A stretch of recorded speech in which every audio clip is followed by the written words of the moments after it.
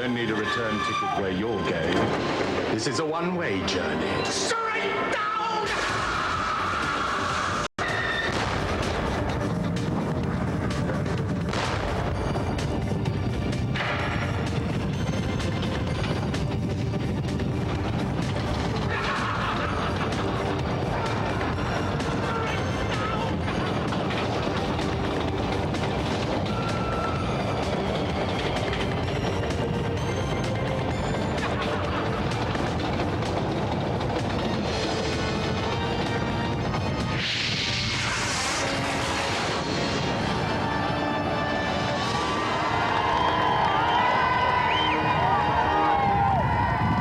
Welcome to GamesMaster, the show that flushes away those stubborn toilet stains and leaves your bowl smelling clean and full of fun, even under the rim. Passing through the nation's water, we have our first challenge, so it's over to GamesMaster. My first challenge of the show is on the charming Super Nintendo platform romp, The Smurfs. Playing as an adorable blue pixie, players must use their bombs to clear their way to the end of the level before they're engulfed in the rising pool of lava. As usual, the player who finishes in the fastest time wins the joystick. So please welcome our first challengers, Lee, Lewis Marie and David Shomney.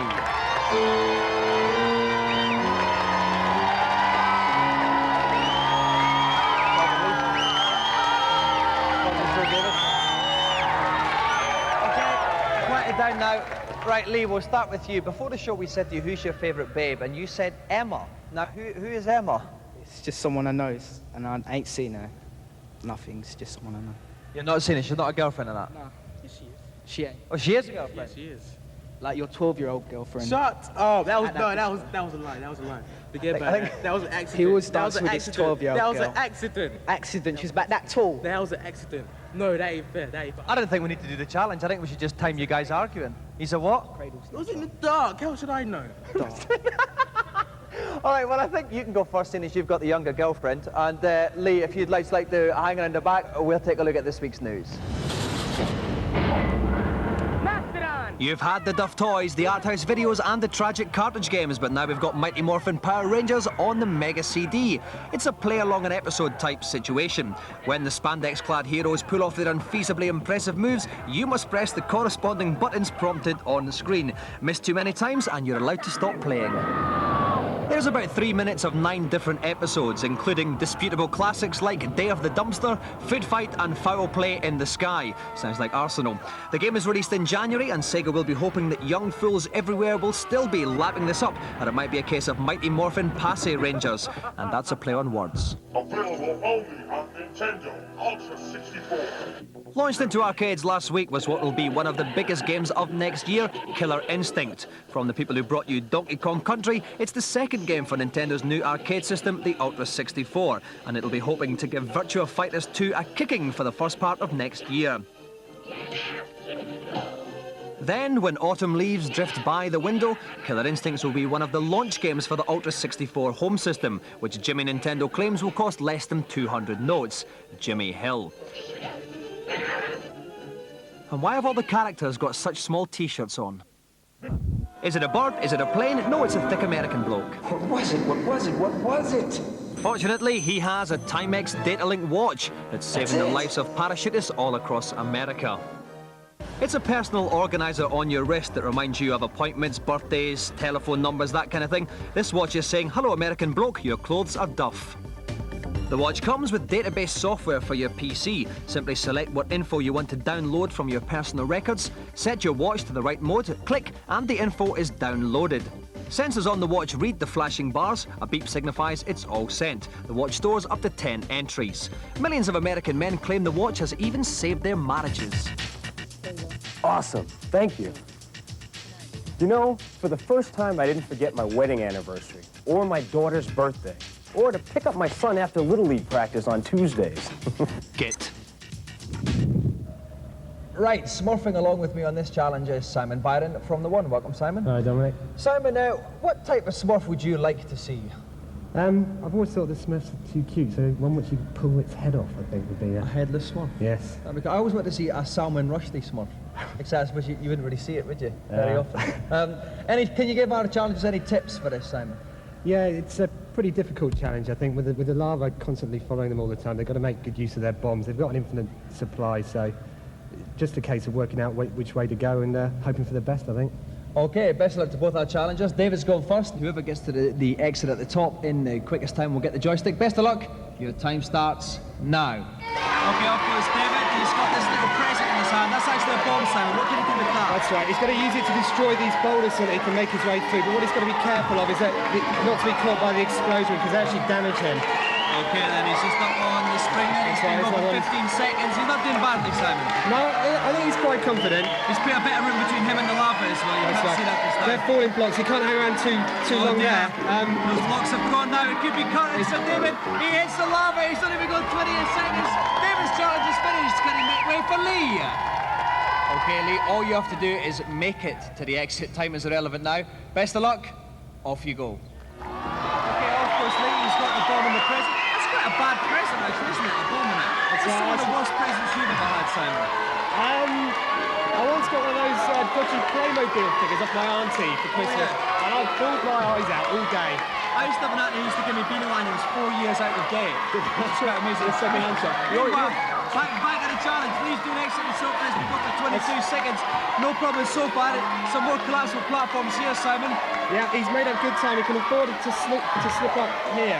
31 seconds gone. He's doing more. Everything's collapsing here. Yeah, he's going to take a hit here, but that's How many hits can he take? He's 3 in total, so he's got 2 left. And that's it. He's done it. That's it. He's done it. Excellent. Smurfing it. Leah's won the challenge. Bad luck, David. Congratulations, Lee. We'll start with you first of all, David. You were going all right there. Then what went wrong? What caught you out there? I don't know. He just went. just shut up, right? I'll beat you up. I'll beat you up afterwards. Beat me up with what? Yes, I will. It's rubbish. Could you beat each other up? Could you beat each other up now? Get up! That was a bit pathetic, wasn't it? He's not going to be very scared of you now. Well, listen, bad luck, David. Come on now, boys. Okay, I'll give you 50 lines each. Boys, right, listen, we're going to you, Lee. Was that any problem at all for you? No. Were you frightened at all? No, because I was playing it through the practice. Kept going through. He kept losing, so I knew I was going to win, especially some idiot like him. And Lee, a final message to Emma? Nothing really. Just keep off my doorstep, you know what I mean?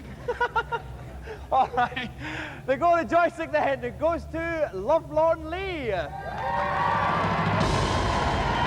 round of applause there for Lee and David.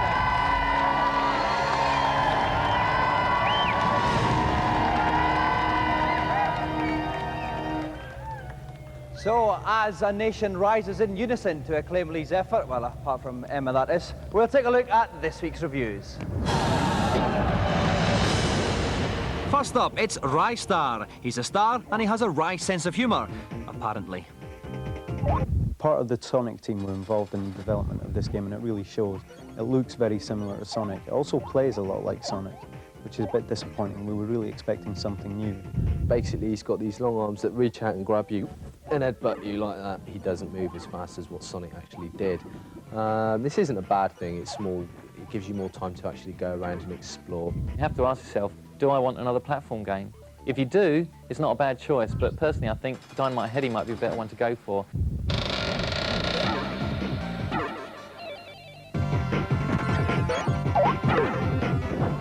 Next up, Mr. Sega has furnished his spanky new 32X with a 2,000-year-old arcade game, Afterburner. It's not often people complain about arcade-perfect conversions, and Afterburner is arcade-perfect. It looks exactly like the original arcade game.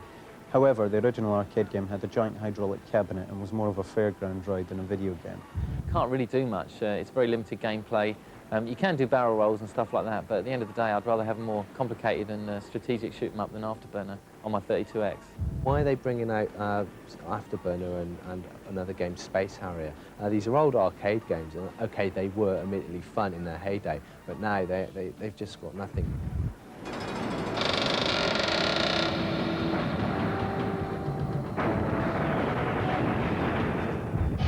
Finally, another game conversion of a stupidly titled kids' TV show, Biker Mice from Mars.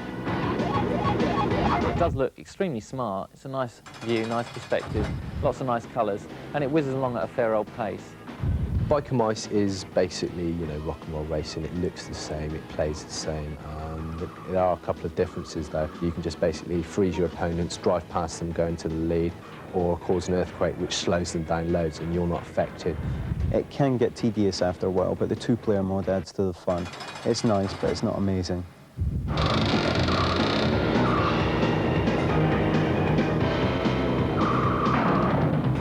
Those people who like to do their own reviews can try their hand at the latest game line game, Lion King. To download a demo of this PC game, connect your modem to 081 558 8937. Apart from the cost of the call to London, the service is free, but remember to get permission from the bloke who pays the bills. As if we didn't already spend enough time gazing vacantly at our TVs, technology is on the way that'll turn the average family of the future into hopeless addicts. Good morning. Morning, Justin. Morning, Dad. Hey, I thought we said no video games before school. Dad, I'm downloading something from the Library of Congress. Don't lie, Yankee kid. Hey, Justin, would you check on the status of United Flight 111 for me? And while you're at it, check the weather in Miami? Do it yourself, bird. Yes, interactive TV is on the way, an emerging technology that'll transform our TVs from passive consumer durables churning out sitcoms into indispensable gateways to that much-touted high-tech nirvana, the information superhighway. A number of systems are testing now. Some of them even have their own virtually fit assistant to guide you through the mayhem. Please identify yourself. Oracle is one of the flashiest systems being developed in the States. Hello, Larry. You look great today. You have 4 messages, and you have 3 reminders. Your customized news has been updated in the last hour. ABC, CBS, CNN, personalized, or choose more. Choice is what it's all about. No longer enslaved by the TV schedule, any movie that takes your fancy will be on your screen in seconds. You have selected action movies. Please choose from star, director, decade, or ratings. Fearing punters might be so enamored with the new interactive TVs they forgot to eat, designers have thoughtfully ensured nutritional sustenance is a button away. Hi, this is Bruce from Amici's Pizza. First, you need to select a pizza size. Okay. Pizza sniffers can even shop from their seat. In department stores, you have a choice of Macy's, Saks Fifth Avenue, Emporium, Neiman Marcus, or select more. With every whim from a Chinese takeaway to an impromptu business meeting instantly indulged, the computing power required by interactive TV systems is formidable. BT are testing a system which uses relatively modern phone lines, but if widespread interactive TV proves impossible without new cable, it'll still take years to lay the thousands of miles required. However, if the arrival time of these new TV systems is uncertain, there's no doubt that by the turn of the century, the interactive TV will be the most powerful info and entertainment tool we possess.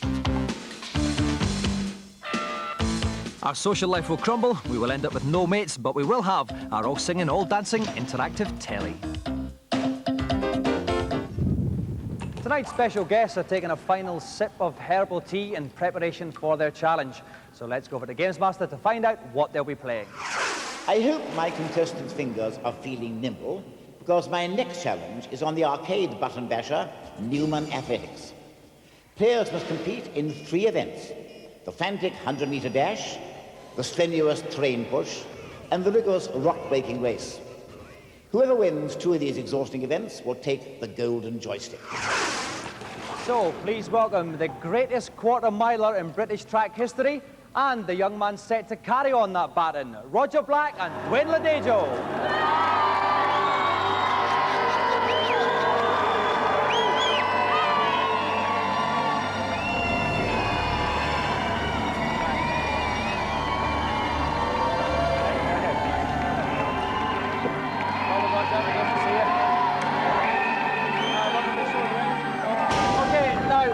Roger, we're in the close season just now. What sort of things do you get up to? Not a lot. Plenty of relaxation, plenty of junk food, just enjoying ourselves, you know, well-earned rest. Yeah, and I suppose this last season, I mean, for you, it was relatively injury-free for a change. It was very injury-free. It was a good one, very pleased, but this guy had a slightly better one. You certainly did. It was a dream season for you, Dwayne, yeah? It was indeed. I couldn't have asked for anything better. Yeah, and what are your hopes then for the future, Dwayne? Well, get myself ready for next year for the World Championships and obviously the Olympic Games. Now, finally, I know this is actually a little bit embarrassing, but when Linford and Colin won, I did get him to wave to my mum, who is the biggest athletics fan in the world. Great. If you don't mind, guys, just giving her a quick little wave to my mum, Paula. Hello, Paula. Hi. That is brilliant. Okay, while I get ready for the biggest birthday present of my life, we'll take a quick break.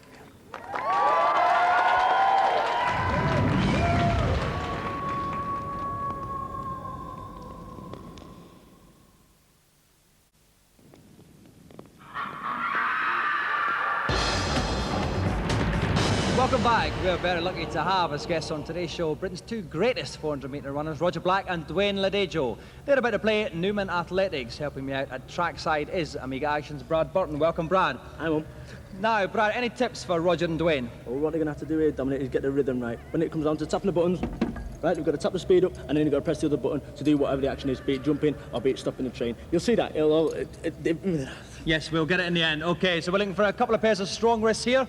Best of luck. We've got 3 semi-athletic disciplines. Whoever wins 2 of them will get the golden joystick. Let's go to the first event. Okay, so here we go. Dwayne is player 1, that's the blonde-haired guy in the foreground. Roger's player 2, the purple-haired guy in the background. And they're off, and it's Roger taking the early lead. Dwayne's trying to come out, but Roger starts explosive. Roger Black's tearing down here. Dwayne Ladejo starting to come up now, though. Oh, here comes Dwayne Ladejo. He's making a last move for the line. Oh, my word. Roger Black that just gets it 10.3 seconds, 200ths of a second ahead of Dwayne. He goes 1 up. Brad, I'm out of breath now. Talk us through that race. My word. What can I say? You see the speed then? These guys are fire coming out of the boots. Amazing. But the thing is, what's happened here, they've been bitten by a radioactive Linford crystal. I think that was what where they got the power from there. Okay, now we go on to event number 2. And this is the train push. So Dwayne begins first. Now, what's going to happen here, Brad? Check this one out. You've got 3 buttons, of which 2 of them are used to power, the other one's used to stop the train. Watch it. Press the button, and now tap. Push Okay, it back. stop the train. Now it's going to tap it. Boom! And back goes the train. Let's see the distance. It's going up. It's 45 metres 74 for Dwayne. He's not qualified there, though, Dominic. He needs 55 metres on the head. 55 metres plus. Okay, now we have Roger going. Over it. Okay, here goes Roger. Come on, stop the train. Oh, push it back, push it back. Now we've got the gauge in the top left. That's right, though. Strongest speed. It looks similar to Dwayne's. Oh, so Roger only gets 44 metres 54 centimetres. That means by just over a metre, Dwayne Ladejo has drawn it level. It's 1 event all. Now we go into the final event. What have we got coming up, Brad? It's the block smash. That's right, mate. The thing is with this one, anyone who's played Mortal Kombat knows exactly what this is about. You power up, you get your energies together, and boom, you smash the block. Okay, both Dwayne and Roger have 25 seconds to smash as many blocks as they can. Whoever smashes the most will get the joystick. Off we go, 3, 2, 1. Let's go, fellas. Off they go. Okay, Roger is the bloke with the purple hair on the right. Dwayne's got the blonde hair on the left. We can see the counter. Dwayne is ahead, actually. Dwayne is just 1 block ahead. My word! Check out Dwayne, he's got some power. Dwayne is gone for here. We've got 10 seconds left. Roger's fallen 2 behind now. Oh, he's Dwayne's hiding a bit now, but so is Roger. We've got 5 seconds left here. I think Dwayne's going to 2, 1, and that is the time. And just by 2 points, Dwayne Ladejo is the winner. Bad luck, Roger. Well done, Dwayne. Thank you. Okay, now Roger, you got a great start. Great start. Won the 100 metres. That was the important one. Which was the only true athletics one in there. Exactly. But after that, he came through in the end, you know. it was. But it was all of them were very, very close, though. Very close. Dwayne. I mean, we practiced before and they were close before then. Yeah. As well. He's got faster fingers. And you finally did it on that rock chopping. Well, that rock chopping, yes, there's a little bit of karate in there. But no sprained fingers of that. We're not going to get I think we're all right. No, I think we're sued for millions We've of got our pounds. masseurs outside just to check us over. Well, listen, thanks very much for coming on, guys. I'd love to be able to give the joystick to both of you, but there can only be one on this show, and the golden joystick winner is Dwayne Ladejo. So let's give another round of applause for our 2 special guests, Roger Black and Dwayne Ladejo.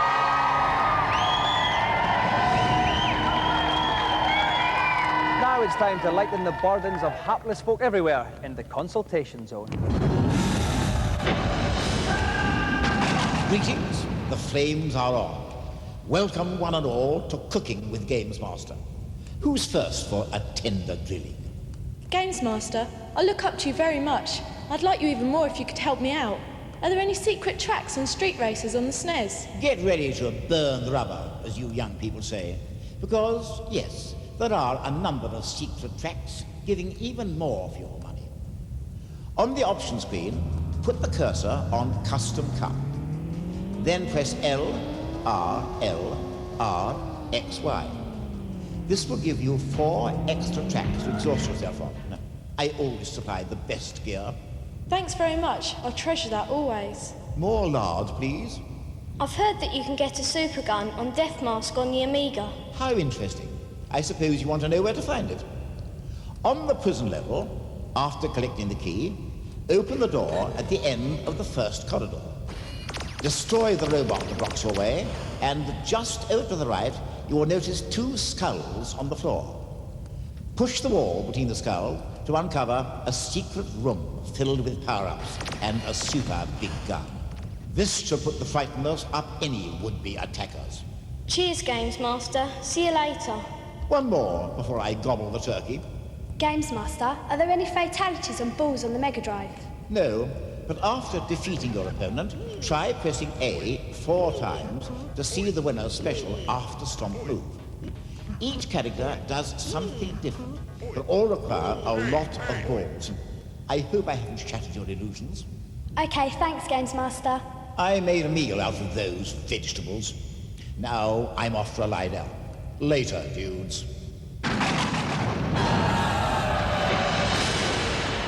Many blokes heralded The Seventh Guest as the future of video gaming when it was released over a year ago. It features spooky adventure shenanigans with gorgeous graphics ahoy. 11th Hour, the sequel, again takes place in a gorgeously rendered but pant-changingly scary house with its selection of iffy inhabitants. Every breath I take is influenced by that night. That house is not what it appears to be.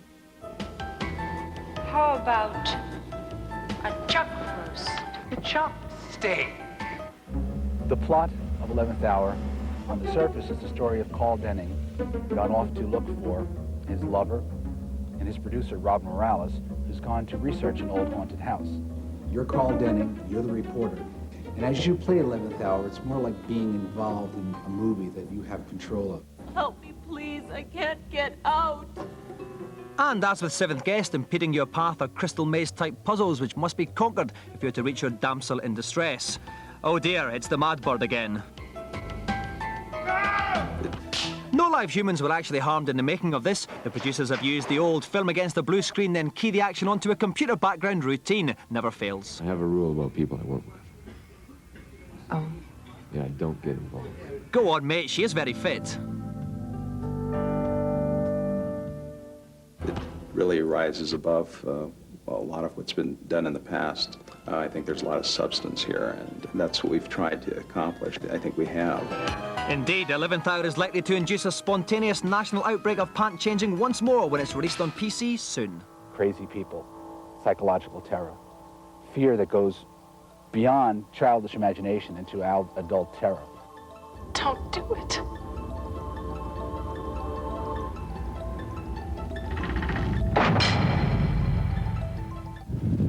We're finished there for today. I'm off to check that every school teacher has halitosis.